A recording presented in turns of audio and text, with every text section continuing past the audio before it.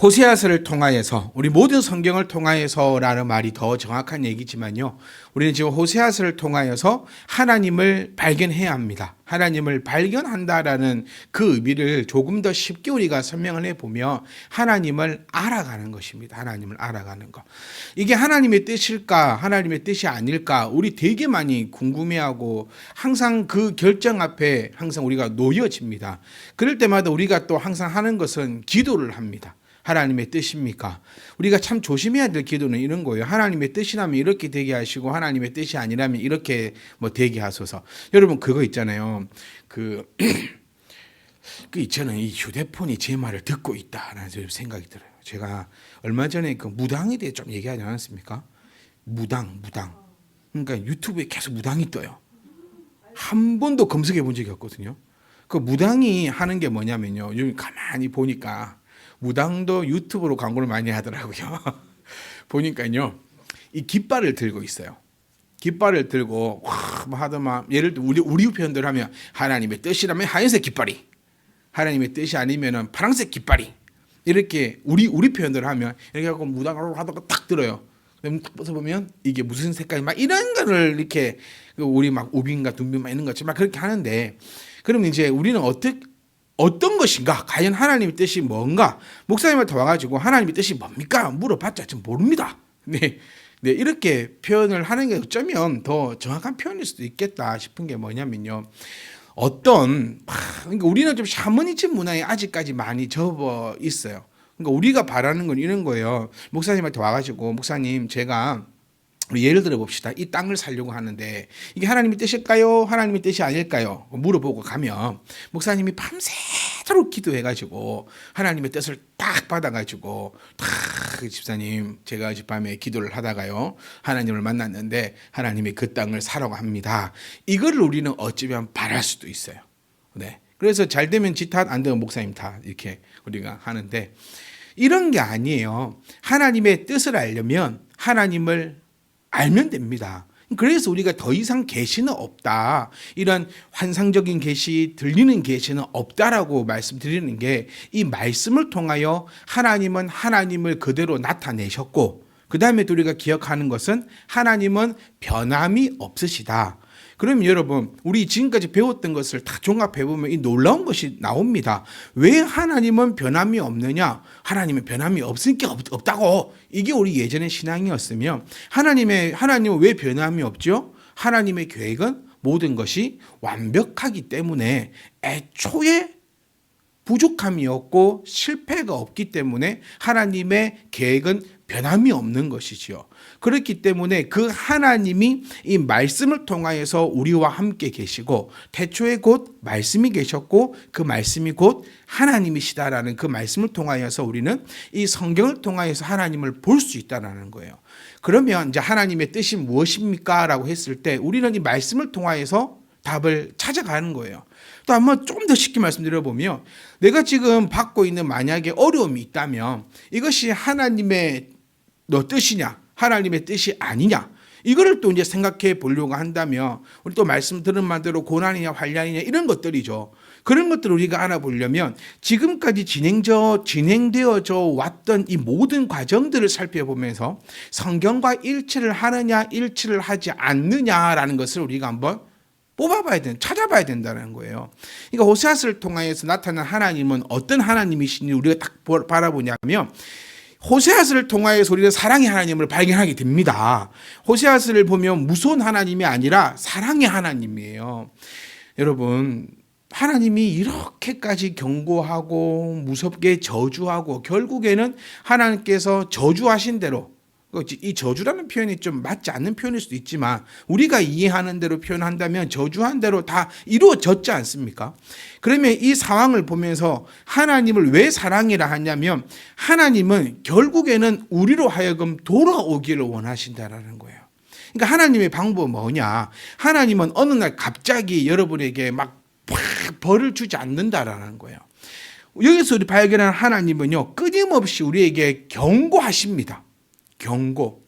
우리가 말씀을 통해서 여러분과 함께 나누었습니다. 하나님께서 여러분에게 주시는 가장 그 은혜의 방편은, 가장 은혜의 경고는 목사를 통하여 성경이 해석되어지고 그 성경이 여러분 귀에 들려지면서 이것이 하나님께서 우리에게 준다라는 표현보다는 나에게 주시는 그 말씀으로 알고 변할 것이 있으면 변하는 것, 그리고 지킬 것이 있으면 계속해서 지켜나가는 것, 이것이 가장 우리에게 하나님께 주신 큰 은혜의 방편이라는 거예요. 그러면 하나님께서 끊임없이 여러분들에게 계속해서 말씀을 지금 호세아서를 통해서 나타내고 있습니다. 끊임없는 경고인 거죠. 끊임없는 경고일 때 내가 여기에 포함이 된다 하면은 어떻게 해야 되면 어렵지 않아요. 포함이 되면 하나님을 믿는다면서요. 이게 중요하면 하나님을 안 믿으면 상관이 없어요. 하나님을 믿는다 하면 내가 포함되어 있다면 하나님을 무서워할 줄 알아야죠. 그렇죠? 하나님을 무서워할 줄 알아야 됩니다. 그래갖고 어떻게 하면 됩니까? 변하면 돼요. 어렵지 않아요. 그런데 이 말씀을 딱 들어보면서 제가 한 1000번은 했던 얘기인 것 같아요. 수요일마다 계속 얘기하는 것 같아요. 나하고 상관이 없다. 얼마나 복됩니까? 그 상관이 없다고 뭐 하지 말고 교만하지 말고 끊임없이 그 길을 계속해서 걸어가라는 거예요. 이게 하나님이 호세아서를 통하여서 우리에게 하나님 자신을 보여주고 있는 정말 놀라운 은혜의 방편이다. 그래서 지혜 있는 자는 뭐라 했습니까? 말씀을 듣고 하나님을 보고 하나님의 그 과정을 보고 돌이키고 깨닫는 자를 지혜로운 자, 지혜 없는 자는 호세아서에 나오는 사람들처럼 그렇게 끊임없이 경고해도 코드슨 빵빵 치고 있다가 그 저주 가운데서 호적되는 자. 여러분, 호세아를 통해서 우리가 하나님을 발견한 것은 저주가 임하면 피할 방법이 없다는 거예요. 이겁니다. 치료가 없어요. 임하면 끝나는 거예요. 그러니까 임하기 전에 뭐 하자. 우리가 끊임없이 돌이켜보자. 잘못된 길로 가고 있으면 돌이켜라. 잘된 길로 가고 있으면 무서운 하나님을 알고 절대로 그 길로 가지 마라. 이게 우리가 정신을 바짝 차리고 신앙생활을 해나가는 그 과정 중에 하나라는 거예요. 여러분, 제가 왜 이렇게 서두에 이 말씀을 많이 드리냐면 오늘 좀 많이 무서운 말씀이에요. 자, 우리가 11절 말씀을 보시면 에브라임의 영광이, 자, 에브라임의 영광이, 이 영광이 무엇을 나타낼까요? 영광. 에브라임의 영광은요, 여기서 나오는 영광은 자녀들 또는 후손의 번성을 뜻하는 겁니다. 그러니까 하나님의 영광이 아니죠. 지금 에브라임의 영광입니다. 그러니까 이제 에브라임이 무엇을 가리키느냐, 우리 두 가지로 딱 볼 수 있습니다. 하나는 이스라엘, 그리고 그러니까 이 똑같은 맥락이지만 갈로 열고 영적으로 해석했을 때는 믿는 자들, 그리스도 하나님의 백성들, 이렇게 표현할 수 있습니다. 그럼 여기에 왜 이방인들은 나타나지 않느냐? 우리 입장에서 이방인은 누구지요? 하나님을 믿지 않는 자들을 이방이라고 얘기하고 있다. 왜 그들은 경고하지 않느냐? 경고가 필요가 없다라는 거예요. 이미 되어 있으니까 뭔 경고가 필요합니까? 그러니까 지금 이 에브라임의 영광이, 그러니까 이 에브라임의 영광은 자녀를 뜻합니다. 그 후손의 번성을 뜻합니다. 그러니까 구약에서는요, 이 자녀는 하나님이 우리에게 주시는 가장 큰 복입니다. 요즘하고는 좀 달라요. 요즘하고는 여러분, 얼마 전에 뉴스가 떴는데 그 갓난 아기의 그 포경 수술을 집에서 본인이 시켜갖고 애 죽어붙잖아요. 뉴스도 좀 보세요. 너무 성경만 보지 마시고 세상이 어떻게 돌아가고 있는가.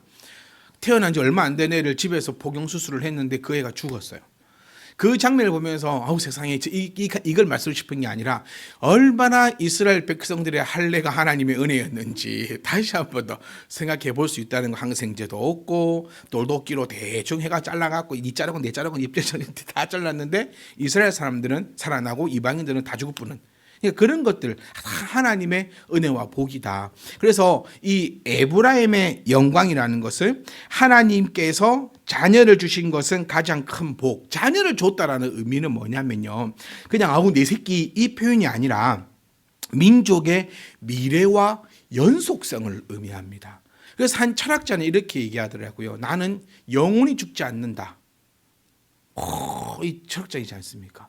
또 성경적으로 바라보면 이제 또 죽어도 뭐 살겠고 뭐 살았으면 믿는 자는 영원히 죽지 아니라 막 이거 그 사람이 한 철학자가 한 말은 뭐냐면요, 자손을 통하여서 끊임없이 이어진다라는 거예요. 그래서 나는 영원히 죽지 않는다, 이렇게 철학자도 얘기하는데 비슷한 관점입니다. 자녀라는 말은 곧 계속 민족의 번영, 민족의 연속성을 의미합니다. 그리고 조금 더 하나님 관점에서 표현해 보면 자손이라는 것은 하나님께서 주시는 그 복의 연속성을 의미합니다. 하나님께서 약속하셨잖아요. 1000대까지 내가 너희를 복을 주겠다, 이렇게 얘기했던. 그러니까 그 복이 내려가는 그 통로를 자녀로 보는 거죠. 그래서 이 에브라임의 영광은 첫 번째로 우리가 살펴볼, 이 표면적으로 살펴보는 것은 실질적으로는 자녀를 이야기합니다. 그리고 우리 이렇게 신학적으로 영적으로 표현해 볼 것은 계속해서 이어지는 하나님의 그 복을 우리가 생각해 볼 수 있는데 그 영광을 제거한다라는 거예요. 이제 너에게 영광이 없다. 자, 하나님께서 우리를 탁 만들어 놓고 제일 먼저 하셨던 약속, 제일 먼저 하셨던 그 언약이 뭐냐면 생육하고 번성하고 다스리고 정복하라. 이게 명령이었고 그것이 언약이었는데 이제 이 언약을 벗어버리겠다. 이제 더 이상 너와 언약 관계를 맺지 않겠다라는 그 표현이 에브라임의 영광이 새같이 날아간다. 제가 서두에 말씀드린 것처럼요, 하나님의 저주는 끊을 방법이 없어요. 하나님의 벌은 끊을 방법이 없어요. 소돔과 고모라가 탈 때 어떻게 끊습니까? 그러니까 우리는 이 표현이 있죠. 하나님을 말릴 자가 없다는 거예요. 누가 말려야 돼요. 안 그렇습니까? 근데 하나님을 말릴 자가 없는 거예요. 우리 가정생활도 한번 보세요. 아빠가 매를 들면 엄마가 말립니다. 엄마가 매를 들면 아빠가 말리죠. 둘 다 매들어 보세요. 이거 방법이 없어요. 그건 나가야 되지 얼른.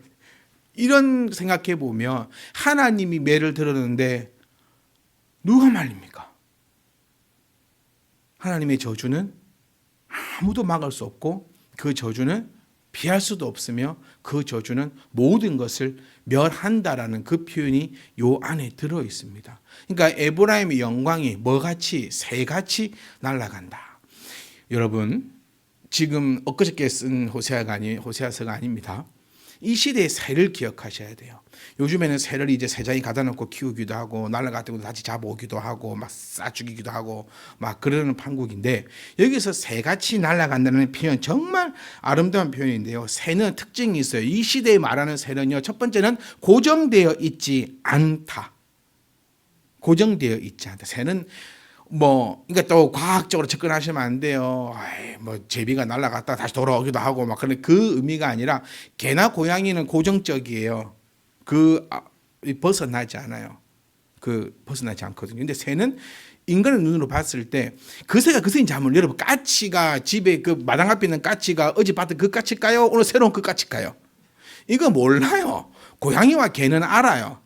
근데 새들은 모르잖아요. 그러니까 이 시대에 표현하는 것은 새같이 날아간다. 즉 하나님의 저주가 임할 때 너희의 영광이 새같이 날아가는데 갑작스럽고 절대로 되돌릴 수 없다. 한번 날아가면 다시 붙잡을 수 없다라는 것을 의미하고 상징하고 있다는 거예요. 그러니까 하나님의 그 저주는, 또 우리가 저주만 얘기하지 말고 복도 이야기해 보자는 거예요. 하나님이 복을 주시잖아요. 그것도 말릴 자가 없어요. 그러니까 항상 이 두 가지를 같이 가져가야 됩니다. 저주도 말릴 자가 없지만 복도 말릴 자가 없어요. 저주도 오면은 막 다태아프지만 복도 오면은, 여러분, 창고에 쌓는데 어떻게 쌓는다고요? 왜 이러십니까? 네? 창고에 쌓는데 그렇죠. 더 이상 쌓아둘 곳이 없이 흘러 넘치도록 붓는다라는 게, 그러니까 하나님은 저주도 흘러 넘치고요, 복도 흘러 넘친다라는 거예요. 감당할 수 없는 은혜라는 거예요. 그래서 갚을 수 아니구나. 네, 그 찬양 가사 아닙니다. 있으세요? 하여튼 감당할 수 없는 복이냐, 또 감당할 수 없는 저주냐라는 거예요.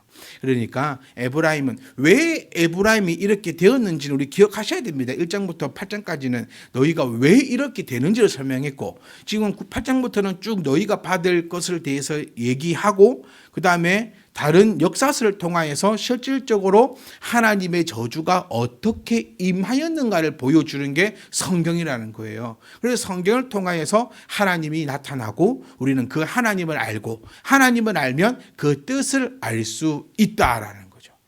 저주가 내렸는데 걷잡을 수가 없다. 그러니까 이런 일이 있으면 안 돼요, 우리 가운데. 여러분, 또 표현했지만 목사님 저주가 임했습니다. 그러면 저는요, 할 수 있는 게 없어요. 그럼 없어요. 제가 분명히 여러분께 함께 나누었습니다. 하나님의 저주가 임하면 말릴 자가 없다. 목사가 무엇으로 말립니까? 뭐 얼마나 대단하다고. 저주가 임하면 여러분 피해야 합니다. 이 기억. 그래서 저주 받는 자 옆에 있지 마라. 그 불똥이 나에게도 튄다. 여러분, 소돔과 고모라를 잘 기억해 보십시오. 하나님께서 롯을 그러면 딱 보호망치 갖고 소돔과 고모라에 있더라도 딱 지켜주시면 되잖아요. 그만한 능력이 없으시겠습니까? 하지만 그에게 나가라고 한 거예요. 뒤도 돌아보지 말고 나가라고 한 거예요. 왜? 옆에 있다가 불똥 튀면 같이 타 죽는다는 거예요.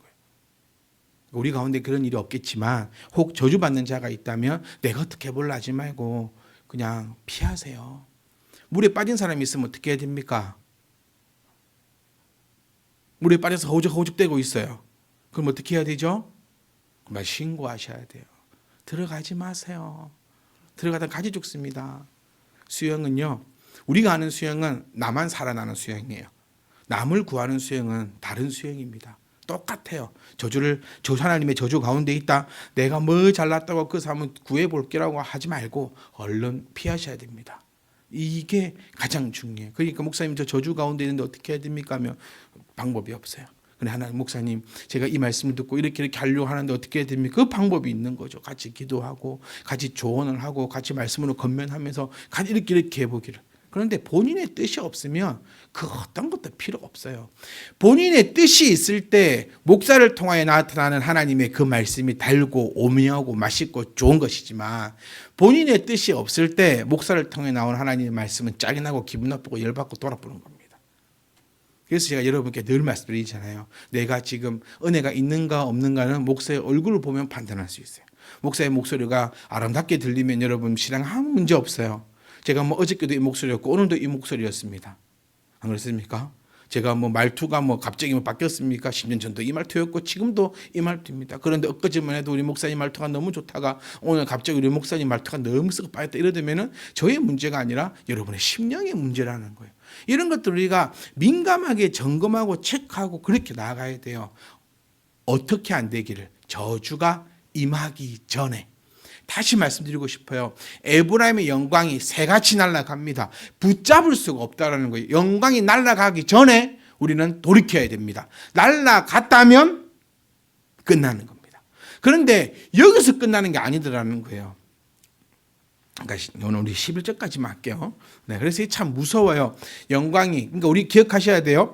에브라임의 영광이 뭐냐라고 했을 때 자녀를 얘기한다. 그 두 가지를 얘기했습니다. 실질적인 자녀와 또 이렇게 하여튼 그 자녀를 의미하는데 하나님의 그 언약의 약속이 새같이 날아간다. 그런데 더한 표현이 나오죠. 해산하는 것이나 아이 베는 것이나 임신하는 것이 없다. 이걸 우리 삼중병렬 구조라고 얘기하는데요. 생식 능력의 완전한 제거를 이야기합니다. 그러니까 제가 서두에 말씀드린 것처럼 하나님의 그 저주는 막을 수도 없고 그 다음에 끝장을 파버린다는 거예요. 끝장을 팝니다. 삼중구조. 해산도 없고요. 임신도 없고요. 수태도 없다. 해산하는 것, 베는 것, 임신하는 것 없다. 그러니까 하나님의 그 저주는 완전히 제거해버린다. 가만히 두지 않는다. 완전히 제거해버린다. 생명의 근원을 차단해버린다. 이것이 무엇을 묘사하냐면 하나님께서 우리에게 주시는 그 복, 그러니까 언약이죠. 하나님이 우리에게 주시는 복이라고 얘기할 때는 언약입니다. 언약. 하나님과의 나와의 그 언약. 하나님이 사실 일방적으로 맺은 언약이에요. 주고받는 것이 아닙니다. 하나님이 나에게 주시는 언약이에요. 그 언약이 완전히 끊어졌다는 것을 나타내어 주고 있다는 겁니다. 그러니까 자녀는요, 언약적 약속의 핵심입니다. 그 핵심이 자손이 끊긴다는 것은 언약 관계의 단절을 이야기하고 있다는 것입니다. 사랑하는 성도 여러분, 우리는 하나님을 알아야 합니다. 진짜요. 하나님을 알아야 됩니다. 우리가 말씀을 듣고 배우고 또 알아가는 것은 내가 어떻게 해야 잘 되는가, 이거는 정말 나쁜 신앙이에요. 나쁜 신앙. 그러면 이제 이런 생각, 그럼 우리 엄마는 나쁜 신앙이었네? 아니요. 그때는 그게 맞았어요. 그때는 그게 맞았어요. 근데 이 성장하고 발전한 신앙의 관계에서는 이제 그 신앙은 잘못된 신앙입니다. 말씀을 들을 때는요, 내 인생에 어떻게 해야 하나, 그것이 아닙니다. 그것은 후차적인 내용이에요. 분명히 그것도 있어요. 없다라고는 하지 않았습니다. 그것은 후차적인 이야기입니다. 먼저는 하나님을 알아가는 거죠. 하나님을 알아가면 내가 어떻게 해야 되는가라는 것을 깨닫고 알게 되는, 이게 신앙생활입니다. 하나님은 배제하고 우리가 좋은 강연 가서 뭔가를 한 개 깨달아 오려고 하는 것처럼 그렇게 되어 버린다면 이 말씀 가운데 하나님은 없는 거예요.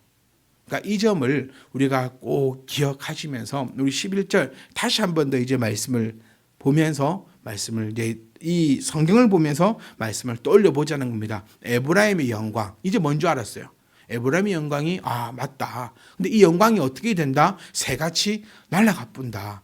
새같이 날아간다는 것은 어느 날 갑자기입니다. 어느 날 갑자기 새가 막 예과가 날아가잖아요. 어느 날 갑자기 날아가 버리는데 다시는 붙잡을 수 없는, 돌이킬 수 없는, 돌아오지 않는다. 그걸로 끝나는 것이 아니다. 이거 하나님을 완벽하게 보여주고 있는 거예요. 하나님의 그 성격, 성향, 우리말로 표현해 보면 그 완전히 보여주고 있는 거예요. 하나님은 끝장을 내버린다. 해산하는 것, 아이 베는 것, 임신하는 것, 완전히 그냥 완전 끊어버려서 끝장을 봐버리는 그런 하나님의 모습을 우리가 볼 수 있다. 그러니 우리는 뭐 하지 말자? 하나님을 쉬운 말로 열받게 하지 말자. 하나님의 뜻을 거스리지 말자. 그리고 하나님의 그 또 특징은 뭐냐면 하나님은 우리를 너무나 사랑하시기에 우리에게 끊임없이 말씀으로 경고하고 계신다. 그 점을 우리가 꼭 기억하셔서 여러분, 저는 저와 여러분들이 두려움은 없었으면 해요. 왜냐하면 우리는 그 길을 걸어가고 있으니까요. 이 말씀을 통하여서 다짐만이 있었으면, 저의 바람입니다. 근데 그게 저의 바람대로만 안 될 수도 있으니까 그는 개개인적으로 하나님과 그 놀라운 은혜 가운데 저는 있었으면 좋겠어요. 그래서 저와 여러분들은 이 호세아서를 통하여서 그 다짐만이 있기를, 맞아, 내가 지금 가고 있는 이 길 절대로 떠나지 않으리라. 그리고 하나님을 알아가면서 우리는 아까도 말씀드렸지만 또 복도 있는 거예요. 그러면 또 우리는 이제 어떻게 할까요? 여러분, 이런 게 있어요. 보세요. 하나님 우리를 딱 택하셨습니다. 하나님 우리를 딱 택하셨으니까 우리가 하나님 안에 들어왔어요. 하나님 안에 들어오니까 하나님 말씀을 통하여서 하나님을 알게 됩니다. 하나님을 알게 되니까 하나님이 무엇을 기뻐하시는가를 알면서 그렇게 하고 싶어지는 거예요. 이게 신앙입니다. 기도가 하고 싶어져야 돼요. 왜? 하나님이 성도의 기도를 좋아하신다고 하니까 기도가 하고 싶어지는 거예요. 또 제가 신앙의 사요소를 늘 얘기했던 것처럼 이 사요소가 하고 싶어지는 거예요. 왜? 하나님이 이거를 기뻐하심을 우리가 말씀을 통해 알았으니까. 정말 저와 여러분들은요, 정말 에브라임의 영광이, 저는 이렇게 표현하고 싶어요. 저와 여러분의 영광이 늘 이곳에 있으면서 늘 해산하고 늘 아이 베고 늘 임신하며 늘 기뻐 즐거워하며 늘 행복한 주를 향하여 기뻐하는, 여러분 인생이 그렇게 길지 않잖아요. 하나님을 이런 얘기했더라고요. 지구를 다 돌아보면서 한 가지의 그 지구상의 모든 음식을 다 먹어봐야 되는데 그 다 못 먹어 죽는다 하더라고요. 이 좋은 것만 누리다가 가자는 거예요. 하나님께서 우리에게 주시는 그 복만 누리다 갑시다. 뭐 한다고 이 짧은 순간 하나님한테 쭉 터지고 그럴 겁니까? 하나님의 그 경고가 아닌 날마다 너를 보니 내가 너무 기쁘다는 소리만 정말 들으면서 정말 이 하루하루의 이 한 걸음 한 걸음이 정말 행복하고 즐겁고 기쁘고 그런 저와 여러분을 정말 기도하며 늘 주의 이름으로 축복합니다. 우리의 영광은 주로 인하여 늘 이곳에 가득하게 넘칠 것입니다.